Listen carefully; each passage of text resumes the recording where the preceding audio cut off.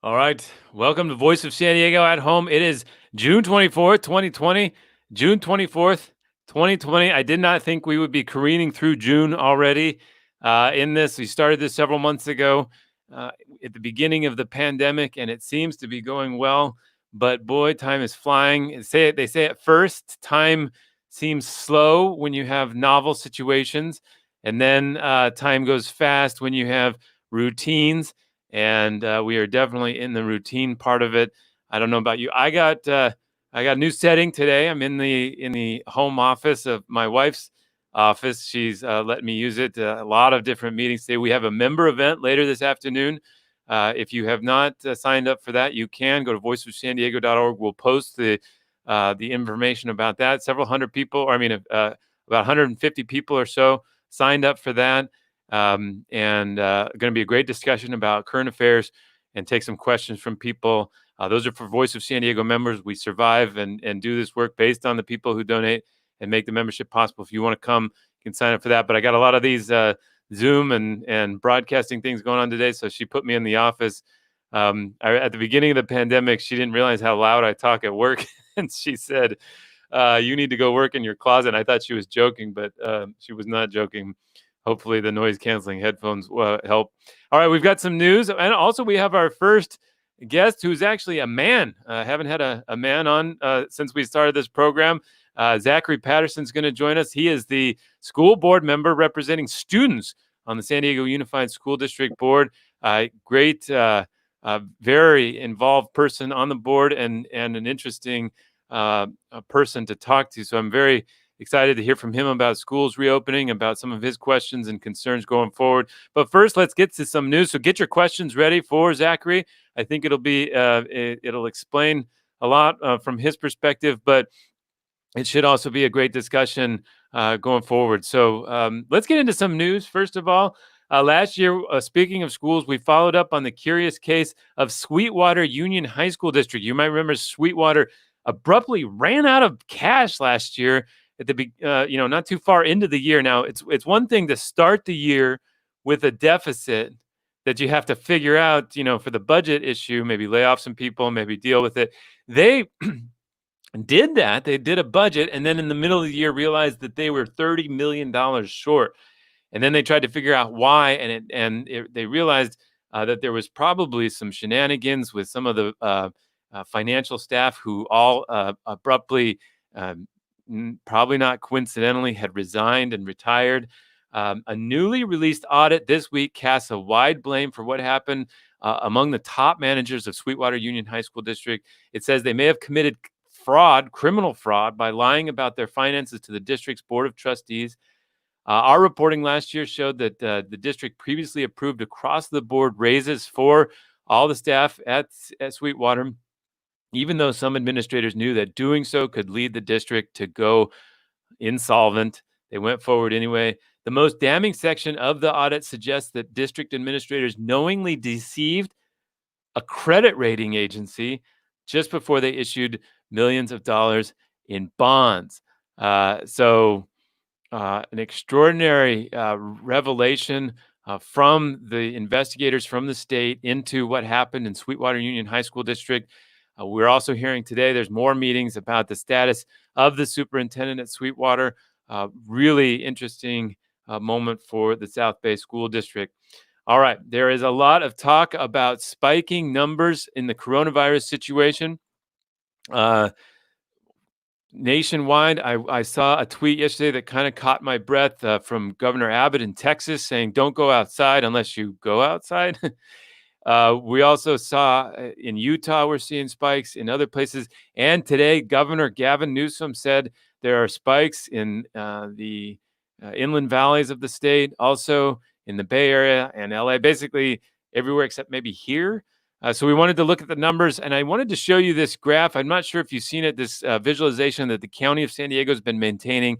It outlines the 13 triggers that they are watching to see if we need to go back into quarantine more severely. The 13 issues or 13 triggers are these. Let's go through those. 3 of them are the really important ones. And that's this one here, number 2, community outbreaks. They cannot have 7 or more outbreaks in community settings in a 7-day period. And for the last 3 days, they have had more than that. That's the only trigger that's so far been pulled, I guess you would say. 10 community outbreaks at this time. So an outbreak is, basically 3 or 4 cases, 2 or 3 sometimes, that come from the same place. So a party, birthday party, funeral, things like that. The other one that they're watching really closely is number 9. That's PPE supply. So if the hospitals have enough equipment to get through this mess, that's another major indicator. And then number 7, the ICU capacity. So we're looking good on all of the triggers except for number 2. Another one to watch really closely is number 6. They do not want to see a greater than 10% increase in the number of confirmed patients who are getting hospitalized. We're seeing actually a decline in that number, which is good. But this one up here, number 10, cases. They don't want to see an 8% of positive tests. So if they test 100 people, they don't want to see more than 8 get positive. Now, this number was down at 2 or 3 for a while. It has now spiked and is continuing to go up. So hopefully that does not get to 8. But that is what they're talking about with those triggers. So watch those. All right, another story that we've followed for literally years is the story of Lilac Hills. Let's just do some explanation.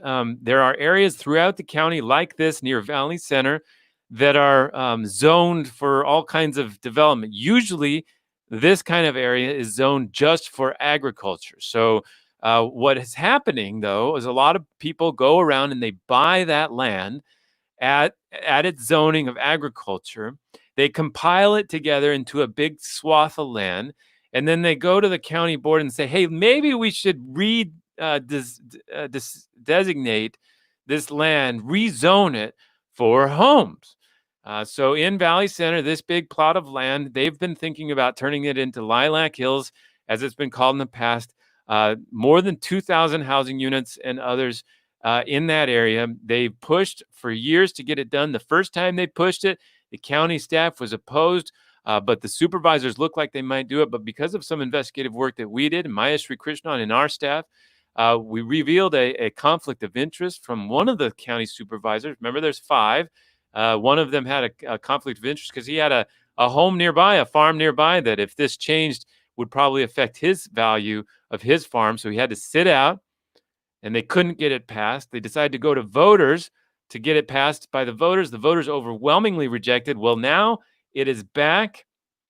A revised version of the project will come before the supervisors today. They're going to decide whether to let that go forward. But this time, county staff is again against it, precisely because of one issue: fire. They have not come up with a satisfactory plan, according to county staff, about how people will evacuate and manage fire risk. There have been many fires there, and especially they're concerned about the deadly ones that have occurred over the last couple of years in Northern California and other places. You cannot be, it's also getting really hard to get, as we've covered, insurance in some of these areas.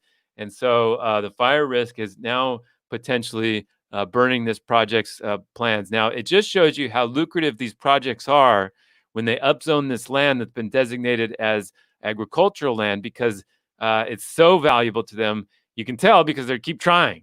They went to the ballot, they went to the Board of Supervisors, all kinds of places, and it is not done yet. So we are following that. Maya Krishnan did a wonderful, wonderful piece for us, updating everybody on the context behind it. Go to voicesandiego.org and check that out. You can always see that, Voice of San Diego. All right, last story before we get to our guest. We got Zachary Patterson from the San Diego Unified School District Board of Education, represents students.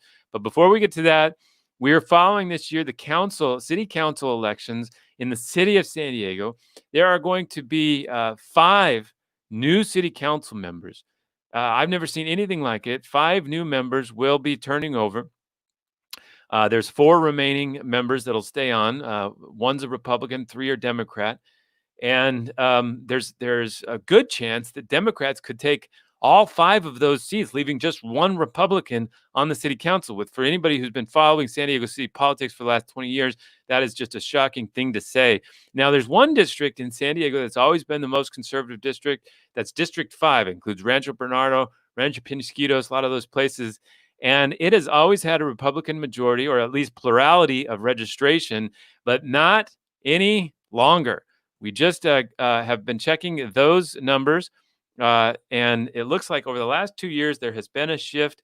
Republicans they already lost to independents in October 2017 or so, October 18.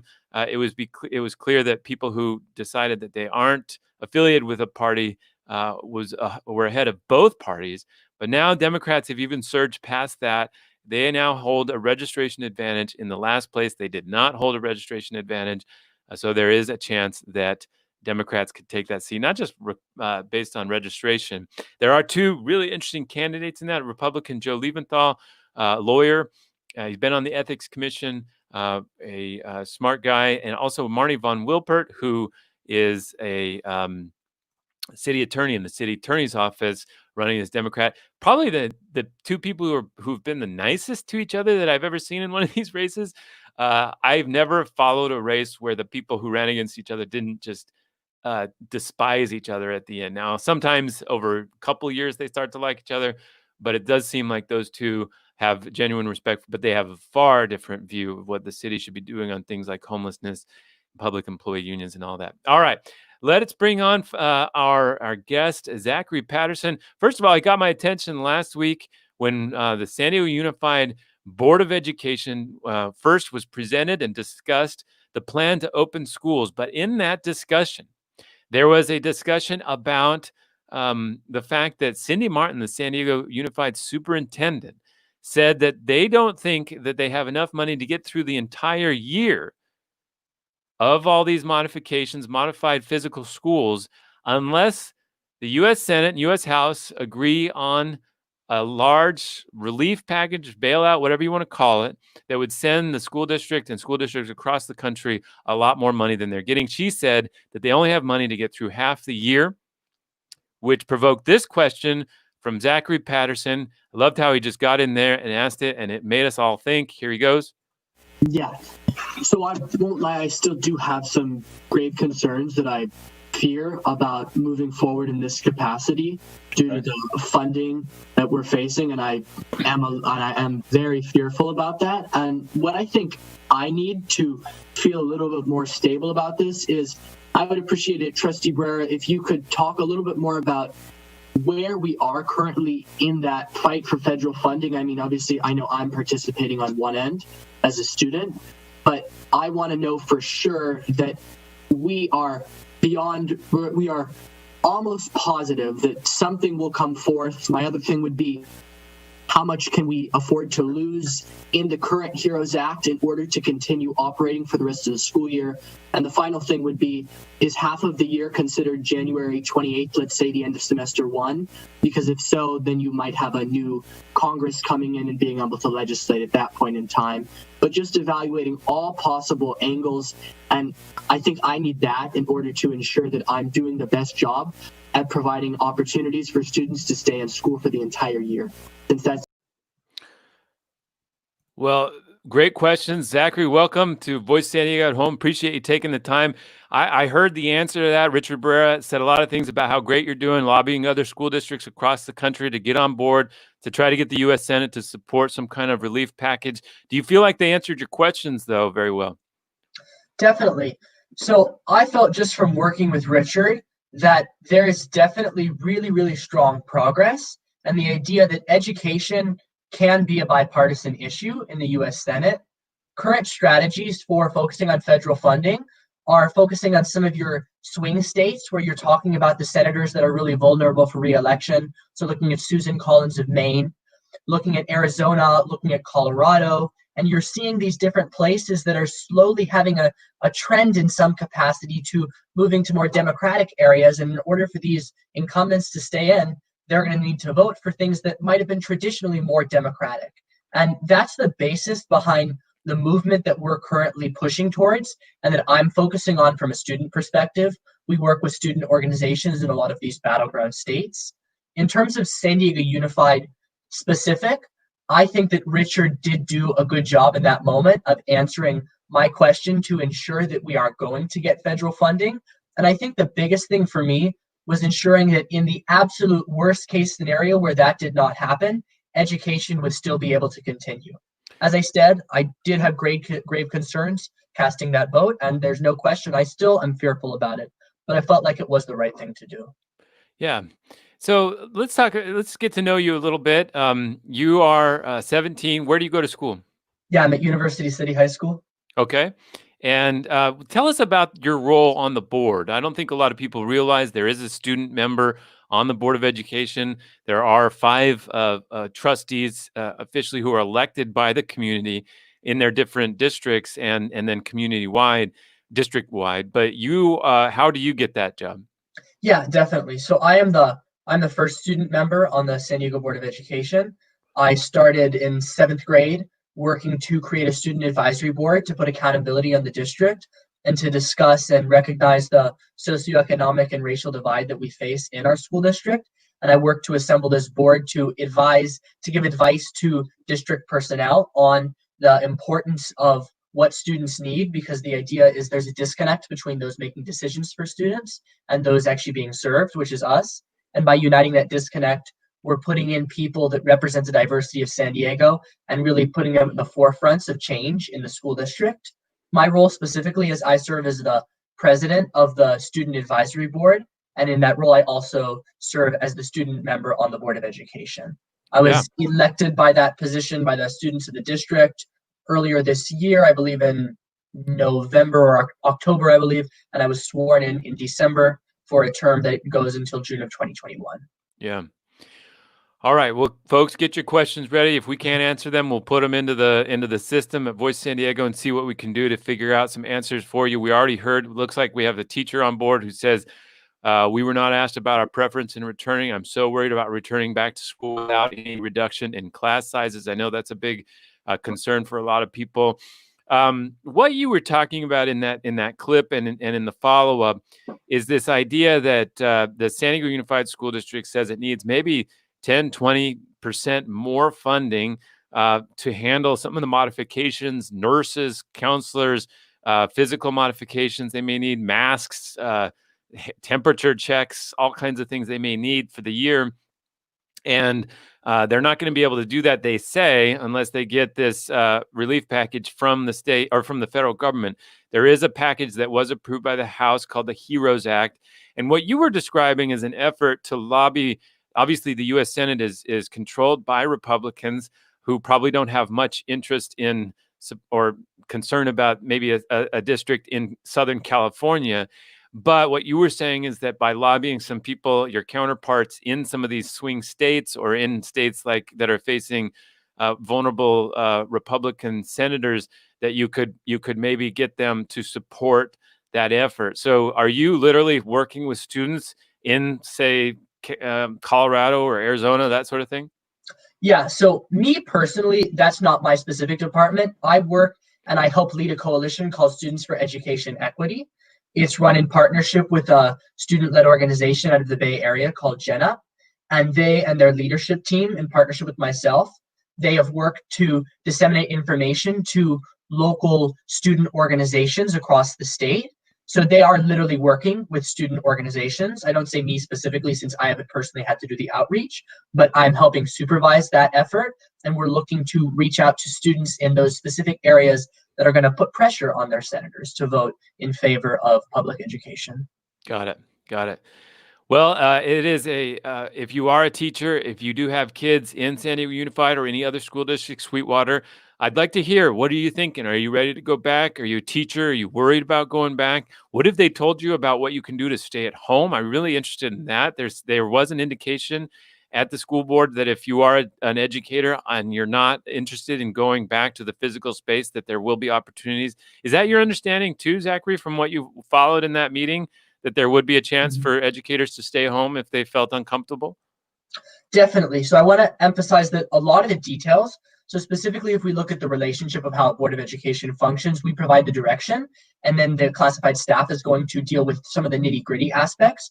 But from what I took from the meeting, I do believe that staff will have some sort of option to stay at home if they are medically compromised, if they do not feel comfortable.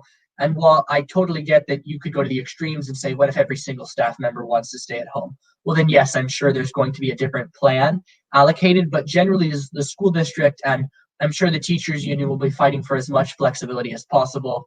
And we're definitely, well, as long as students that want to come back are able to, we're going to work with in any capacity we can to make sure that happens while keeping all stakeholders in education happy. One of the things that has come up a lot in this discussion is how, in particular, high school students reacted to the distance learning abrupt switch that happened in March. Suddenly, you're going to school, and then all of a sudden, you have to go home and work. And there's been a sort of fact that's taken hold, and I don't know if it's a fact. It's taken hold in the consciousness about what happened. That because there was sort of no harm grading implemented, that you couldn't get hurt by what was happening in distance learning on your grades, you could only improve your grades, that led to an enormous drop off in attention from high school students in particular, that if they had good grades, they maybe checked out. Was that your experience as you followed and you saw your peers? I mean, I'm sure you did your your own work. You seem like somebody who probably gets the work done. But what did you see? Did you see people lose interest because of that particular policy? So definitely this is a big variation. This is kind of where I work with my student advisory board. So I will admit I definitely do go to a more privileged school in the school district. And I will say from that specific standpoint that yes, there were students that were extraordinarily motivated at times. I, however, cannot say that that is the entire district in any capacity. And I actually think that there were tons of students that were participating. I mean, I'm not going to tell you that every single assignment was done on time in the exact capacity, but we knew that, and we as the district were prepared for that. Where I think we saw the most participation were in subjects that students really actually needed to learn to continue. So if I'm taking, say, I'll bring in the math system to something that a lot of parents would be familiar with. If I'm taking Algebra 1, for example, I need most of Algebra 1 in order to continue to Algebra 2. We saw a lot of students that were continuing to learn this important information. And I mean, I will admit, definitely for students in some of our lower income communities that we couldn't reach out to, or that had a more difficult time to create a successful learning environment, it was really difficult. Hands down, it was challenging that we had to do this, and we know it's not optimal at all. We've been saying that from day one. But what we did provide was a general outline and definitely preparation for the idea that there will be a decline when we come back next school year, especially in reading comprehension. And we're going to have to face that straight on. And I don't think there was significantly more the school district could have done in that such a small period of time that they had to figure these things out. Do you think they'll stick with the no harm grading policy? Have you heard what might happen to that? Yeah, so just to think about it logistically, so obviously the idea was a grade freeze. If you walk in the first day of school, what your grade is going to freeze at? No grade. Or the best thing we can look at is what the 4x4 systems did. So most of our schools run off of a semester, but a lot of our schools don't as well. So for schools that had to restart that grading system right around, I believe, mid-March, right when we actually ended up freezing, I believe that's correct, you had these students that were now restarting as normal and had to keep their grades up because the freeze was from the specific date that was the last day of school rather than any other time. Your grade could fluctuate up or down from that baseline grade, but if you're in a 4x4 system, then your one baseline grade freezes and then you move on to the next semester. So it won't be no harm, but also with no harm, we're going to put more accountability on ourselves to make sure that we do better in distance learning. We have a question here from Sherry. She says, what was the worst part of the educational impact because of distance learning? What was the most negative experience in that, in your ability to continue learning? Yeah, definitely. So for me, if I'm going to answer in two ways. For me personally, the most difficult thing was just, comprehending that information. You had a wide variety of teaching styles, and it was totally different from in-class learning. And sometimes I'd be given, 4 hours of work a week, and it'd be a decent amount for one specific class. And I would say I wouldn't be provided much support, and it would be really difficult to comprehend the information. And I'm motivated. I'm a very motivated person, but I know that's not the case for all students. So I can imagine it's really, really difficult to get that information and to comprehend things when you don't have that same staff support. If I'm going to reference some of the worst things that happened and the most difficult things we faced were obviously the students that we couldn't connect with. You know, there are thousands of homeless students in San Diego Unified. And while we did do everything we could to make sure we reached out to students in the school district, we didn't get to 100%. And that's tough because these are students that need to learn how to read. I remember one story that really does kill me of a student. I was talking with another teacher of a student that started to lose their English because they were in a household that predominantly spoke another language. And when their counselor connected with them, I believe the girl was like, "I'm losing English." It's terrifying. And these are the real stories that we're facing. And it's so difficult to find. There's no one size fits all for this. And it's so individualized, but definitely this has been difficult. And there's no way to sugarcoat it and say that we hit the bullseye with it. And I think we did a really good job, but I don't think that we didn't do 100% essentially. Yeah. I have a 14-year-old that's going to be heading into ninth grade, and I asked her the other day about masks. It seems like the requirement will be to wear masks. Governor has said if you're indoor with other people, you need to wear masks. I asked her, I said, who will the peer pressure be around wearing masks? Will there be pressure to wear the mask, or will the pressure be to not wear the mask? And she said, well, I know that the good kids will probably wear masks. And I said, oh, so you will wear because you're a good kid. And she demurred a little bit. So we have a question from Helen, who's a fan of yours. It looks like many teachers are not, or many teenagers are not wearing masks even now. Many of them seem to find it a joke. I do not think these kids will wear masks in schools. How can teachers enforce this if they do rebel? What do you think students are going to do with masks? You know, I don't actually think that you're going to have students, I mean, maybe outside of school, and that's already the case. Outside of school, students aren't wearing masks, as you said. I mean, I don't want to generalize, but yeah, there are definitely students that are not wearing masks. Inside school, I really do think students will be wearing them. I mean, I think it's just like any other disciplinary policy, it will become that. If you have an actual reason you can't wear a mask, well, of course, we're going to be accommodating. And of course, we're going to understand that.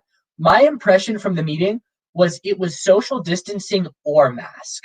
So in the sense that, I can't 100% say this. What I took from that was if you are 6 feet apart from other students in the classroom, you can take off your mask during instructional times.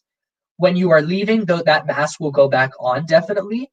But I don't really think it's going to end up being a peer pressure thing, really, because I imagine everyone will be doing it.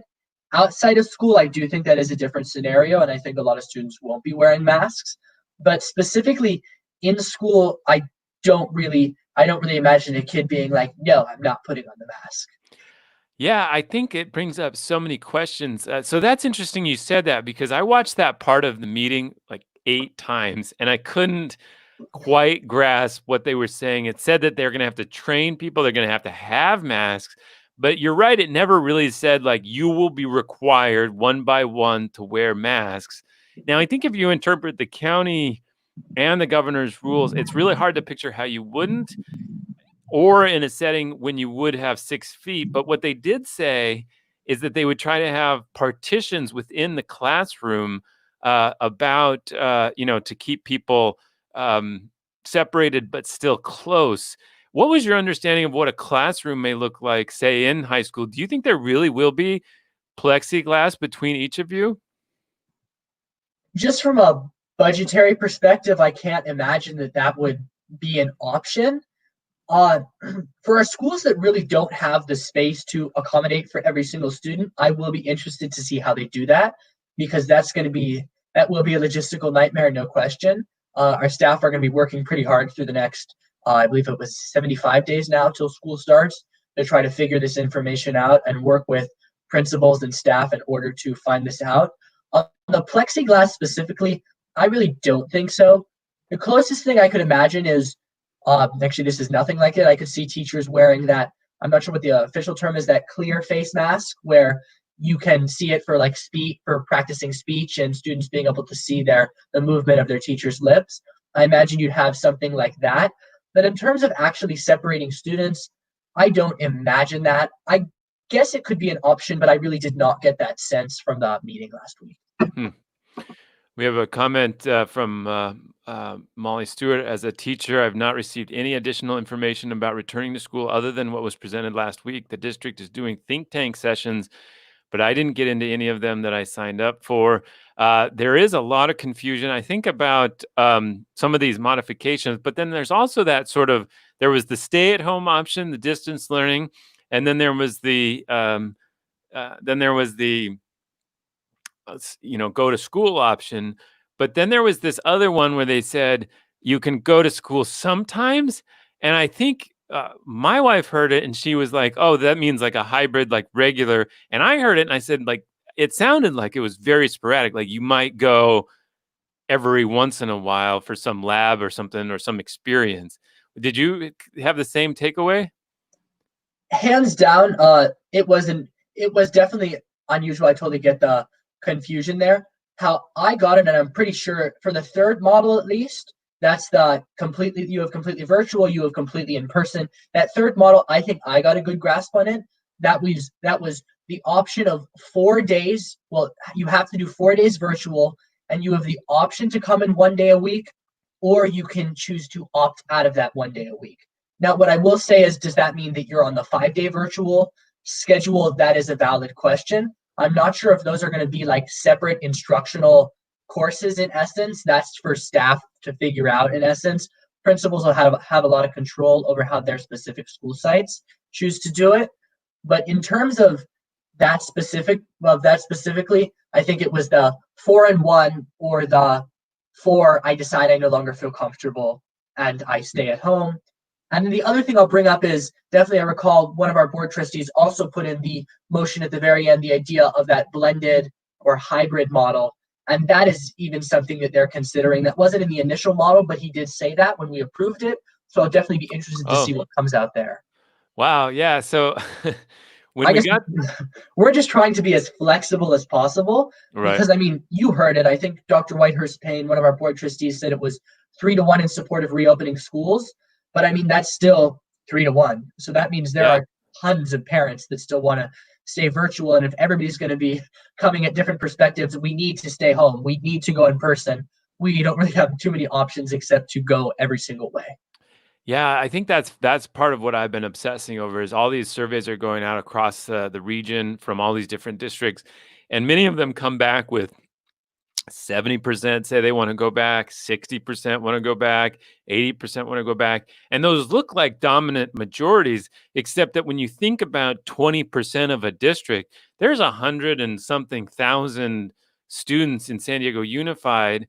And so if you had 25 or 30,000 students who don't go back to the physical campuses, and even if if half of them just simply don't enroll in San Diego Unified schools or programs, that could be just a massive financial hit itself to the district. And that's why there's that lobbying effort going on as well to change that funding model so that the money isn't based on per student attendance. But the disruption could be clear. Is it your understanding that the distance learning option will be connected to the physical classroom? So if you were supposed to go to a classroom, you would be connected with that teacher as a distance learning, or is it going to be a separate platform? And I know you don't have to, if you don't know, that's fine. I just, you watched the meeting as close. You seem to have a really good grasp on things. I was just trying to see what you might have taken away as well. No, definitely. So my interpretation of the reason the governor changed that average daily attendance and the enrollment is obviously because we're not in physical school. And as that's continuing into the next year, I imagine, well, from what I understood, that was because we can accommodate to distance learning. I don't actually think that we're going to see a giant drop in enrollment because students still need to learn. And I mean, we really are in the exact same situation as many, many school districts. It's not like we're doing particularly worse. I would say we actually are doing better, definitely, than other school districts. So, I mean, I think if obviously you have to enroll your child in public education, it's critical for the success of their future. So I don't predict that we'll see a drop in enrollment, just obviously in person. And also to begin with, it might actually be easier to have less students, just because it might make that might make those logistics a little bit easier for the school district. But I don't imagine seeing a giant drop in enrollment. Yeah, the survey that the district sent out had those three options. One was to go to school in a physical space. The second was to do the online learning, and the third was like it didn't say one per week. And I think this comment from Molly says the same thing. It was as an option. It just seems like there's a lot of confusion over that, and the sooner we can get some clarity about what that option really is, will be valuable. Again, if you're a parent or a teacher or a student or just an interested member of the public, and you can weigh in. Are you going to send your kids back to school? You're going to explore the online option. Are you going to explore some more alternative charters or homeschool options, or are you going to move to Nicaragua? I don't know what the different options are. Let's go on. Zachary, I'm interested in your experience as a student itself. Your school, is there a chance that maybe more activities could be held outside, classes outside, even to allow for some of this spreading out, or do you think we're going to have to just be more comfortable, like we're going to be together and probably inside a lot more? Yeah, I can't really imagine school being hosted outside. Just from a logistical standpoint, I mean, there are thousands of students that are on some of our campuses. It's not like I just can't imagine that going outside while being on the campus would really optimize the situation at all. I wouldn't like to say, I don't want to say either like you have to be close nearby. You do have some really difficult situations. No question, busing is going to be a total challenge for, I mean, how we maintain social distancing. And I think my big thing is, I mean, yes, you maybe can maintain distancing in one place, but just getting to that place, I mean, does that avoid the distance? And I mean, it starts to look pretty funny to some extent. I mean, you're like walking, don't get that close to that person. I mean, as you said, what is discipline going to look like? What are you going to say to the second grade student that doesn't really understand what's happening? Totally valid concerns. I think that specifically for outside instruction, I would say that it's probably not going to happen. And I think that students will begin to feel comfortable in the situation where they are socially distanced. And if we do have issues with that, the district's probably going to turn to looking at alternative models. I'm not sure what that would imply, but definitely it's going to be a challenge. Yeah. Let's take some comments. Yes, Kel, I am seeing your comments. As a teacher, I think it's unsafe to be sending students and staff back right now. I'd prefer we distance learn. And she also brought up a point about the survey, that it would be difficult to actually get a true representative sample of what people are thinking if you don't have a computer or access very quickly to that. So yes, an interesting point. Please discuss parent volunteers on campus, essential in elementary school, but also not happening. It seemed clear from the presentation that it was going to be a very strict limit on who could go to campus and who could not. And that's going to have a major impact on, for instance, my kid's school, where the parents gather every day at the beginning of the day with the students, and the community that sort of enables is a real special part of the physical school. The physical school, it seems like, is being challenged unlike it's maybe ever been challenged since maybe 100 years ago. Do you've been part of these clubs of leadership committees, of advisory groups for a long time that rely on that sort of community participation. Can you still maintain the sense of community, Zachary, when you can't literally get together? I think that people will be innovative and we will find ways to make it work. You're totally right. The person that said that there will be a large limit on who can enter campus, and that's just obviously for safety regulations. I wouldn't say that that in any capacity community will be thrown out. I think that a lot of things are going to move significantly more virtually, whether that be after school tutoring or things like that, after school clubs. Sports has been a big question I've been getting. I can't specifically talk about how that's going to work. I know that currently school sports aren't allowed to meet. The most you'll see is maybe kids running with each other or something like that, but that's just on a parent to parent basis on comfort. I do think that when we come back in the fall, there's a very, very good chance, if I'm referencing that specifically, that you'll have some of these come back to some capacity, because I know from my experience, sports is really what keeps a lot of kids in school. Sports go a lot further than just physical activity or just the fun and the cool idea of being enrolled in a sport. A lot of kids rely on it for their friend groups, for their support mechanisms. And I do think that you're going to see some of that coming back, but it definitely won't be to the full extent. Like, I know there's been a lot of talk.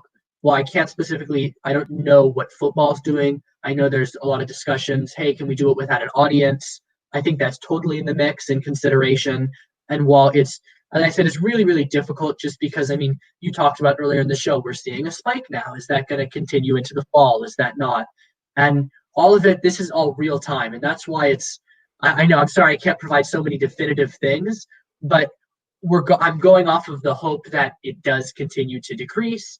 And obviously we rely on the governor for an extensive amount of things. And most of our information comes from Wilma Wooten, our Department of Public Health in the county, and then she gets most of her information from the governor. So until we can get a solid thing on you can do this specifically, we can't personally allow it. But the moment it is allowed, we're going to make accommodations to make things like that happen.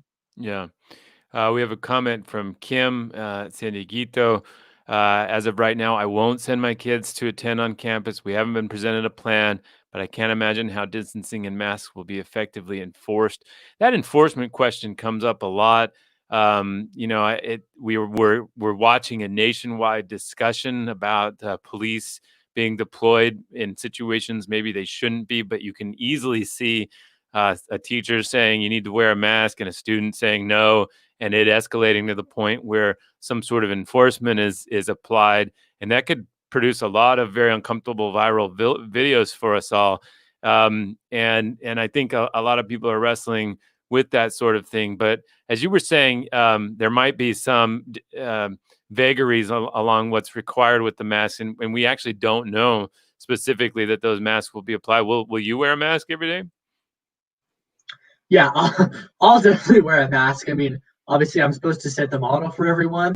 So, I mean, I'll just my personal safety as well. Wearing a mask, if we're able to take them off during those social distancing appropriate means. So if I'm 6 feet apart from everyone, I can take that mask off, and I'm not going to be as worried about that.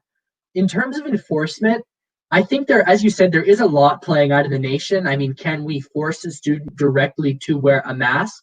From my impression, if you opt to be on campus, then you opt to wear that. But definitely the enforcement is going to be difficult. I can say with certainty, it's not going to be like school police is going to stand there and say, put on the mask, because that's not their job. They have a specific skill set, and that is not within their skill set. And we've always believed that. So to that extent, enforcement will be difficult. And a lot of it is probably going to be, if you're not willing to wear the mask, then we're going to have to discuss maybe different options. Maybe you want to go virtual, because while we respect your decision, we have to respect what the vast majority of students want to do and what public health guidelines ask for. And if you're not willing to abide by those specific things, then we don't feel comfortable having you on campus specifically. And we don't mean that rudely in any capacity. I just imagine masks are really generally accepted by the nation as being necessary for some sort of safety precaution. And if people don't want to listen to that, then definitely alternative options will probably be discussed. Well, we should probably wrap it up. But Zachary, I know that if my children turned out to be as articulate and interesting and leaders like you, I'd be very proud. Do you have any advice for people who are, lower grades, starting high school, or otherwise, and into how to find these leadership opportunities and kind of get the momentum you have in being involved and successful like that? Definitely, thank you for that moment. I mean, you have to be an active participant. Learn about the society around you. I think that if we've learned anything in the past few months, it's that politics isn't just politics. You don't just stay out of it because you're not interested, because it affects everything. It affects your life. And it is a big part of our lives as human beings. And especially right now, in the US, it matters. And being civically engaged and being aware of what goes on around you is critical to the formation of a successful democracy. The idea of voting, and me being voted into this position is a great example of students who wanted to participate, students who were interested. And there are so many opportunities. We have tons of district committees that I'm actively working to allow to put students on. We have advisory boards in our district. We have school site councils. We have ASBs. And whether your interest is in school party planning or your interest is in actual district policy, there are so many specific ways to get involved. And the district has tons of resources out there. A big thing we've seen, and I know you were going to mention this specifically, talking about student emails and that motion I made at the end. Oh, yeah. The idea of communication. We know that communication is really difficult, as we've seen with tons of parents here saying, I didn't get this and this. And definitely, I'm not going to lie, it's a really difficult situation, and we have a ton of work to do on that, but we have a ton of work to do on the student side too. My hope is that when I open up student emails, or if the superintendent makes that recommendation, that we can move forward with being able to disseminate information to every single student. Let's These are stop. gonna be opportunities. Let's hold off for a second. Explain what you're talking about. I found this to be a great moment. Again, I've never seen a student rep really kind of influence the agenda like this, and you push forward a thing. You wanted to make sure that the district wasn't just talking with parents, but was talking with students directly. Explain how emails work in the district and what you wanted to see happen. Yeah, definitely. So our current situation with emails is we have a database of thousands of emails of different parents, and we do our best to make sure that covers everyone. But at the beginning of distance learning, we found out that thousands of parents had the emails blocked. They didn't like that we were sending them emails. And then on the other hand, we had other parents that said, you're not communicating enough, send more. So it was a really difficult situation. And what I found was, and what I really learned, was that we had no way of directly communicating to students. So a good example is when emails were being sent out congratulating the class of 2020 or information about graduation. That was sent to the student's parent. Now, all of these students are in 12th grade. I'm going to pull this out, but I'm going to say about 95% of them probably have emails, if not more, because you use that to turn things in campus, but yet we can't communicate with them directly.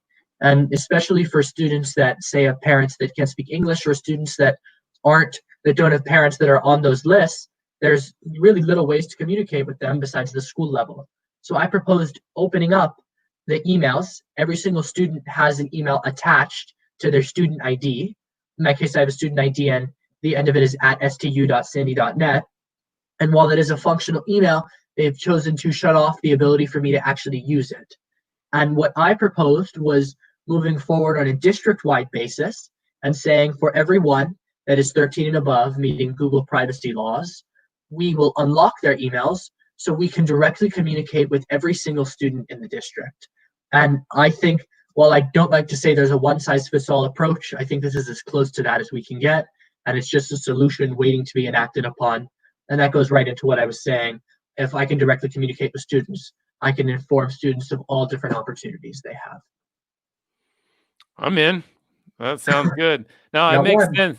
I think there's so much, treating students like peers as opposed to, this secondary thing that's going on, or this subject of the situation is a great idea.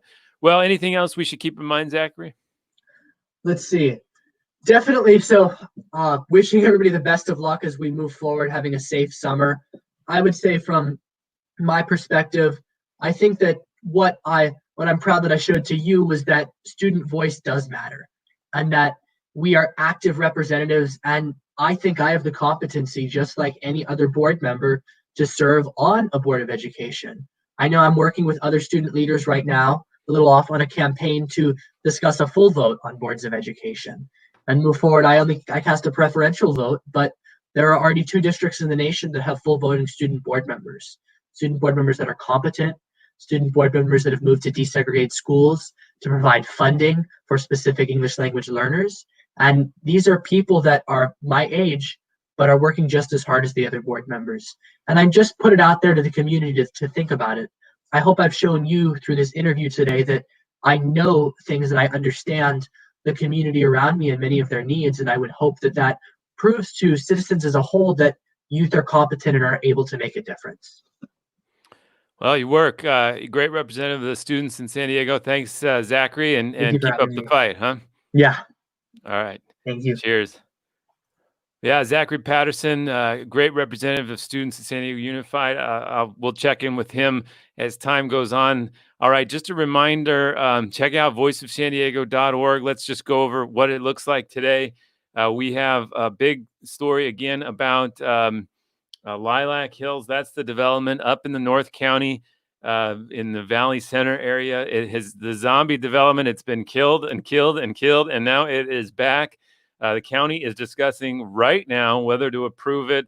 Again, they've bought a bunch of agricultural land, cobbled it together to try to upzone it into housing. It must be a very valuable proposition because they keep trying to do it. Check out also the story about the audit in Sweetwater. What an extraordinary a bounty of evidence they've uncovered of actual fraud. Something to follow there. There's more. Our morning report is our most popular product in the Voice of San Diego. Please sign up for that if you want to follow local politics, local public affairs. It's the best way to follow all these things that are going on, and to be able to weigh in when it matters. So follow that. We also have an update about this may be one of the first lawsuits against for people not protecting some of the most vulnerable from the COVID-19 disease and the virus that causes it. So watch that fight. This is our contributor, Jared Whitlock. So worth finding. Voice of San Diego is a staff of about 12 journalists and several other people that help them. We all get paid by donations. So tonight, again, this evening, 5 p.m., we're going to have our member event. So if you are one of the donors, you can sign up for that. And if you're not, you can go here and make sure that happens. We go out, we try to investigate, and we explain. So we make sense of what people are saying, and we find out what they do not want to say. And so coming at you again from my little office here in switched with my wife, so there's no kitchen, no kids running around. Sorry about that. I know that's a feature sometimes. Coming at you again from San Diego, from Ocean Beach. Any other last questions about how the system works, how San Diego Unified works, or how San Diego County works, or how local government works in any way? I'm happy to go over anything like that, or take some of those questions and send them to our staff. If you ever want to get a hold of me and send me ideas, you can do that at scott@voiceofsandiego.org. That's scott@voiceofsandiego.org. It doesn't look like it. There was a question about sports that came through. What's going to happen? This is what's going to happen. That's pretty much the answer to everything. So we're gonna keep trying one day at a time. We'll try to get to the point where we have some of these answers. All right, y'all. Thanks for staying one more time. We'll see you again Friday. We'll have a staff member talking to people, and we'll get into that. Oh, there's also this evening this event from Parents for Quality Education. Turns out my wife will actually be participating in that one, along with a few other important people, including David Miyashiro, the head of Cajon Valley School District. You probably can't get that. You should probably just post that link. Oh, yeah, you did. And so you can follow that discussion this evening as well. All right, thanks all, and we'll talk to you again Mondays and Wednesdays. You see me here at 1:30 on YouTube, Facebook, and Twitter, and you can always find us at voiceofsandiego.org. Cheers.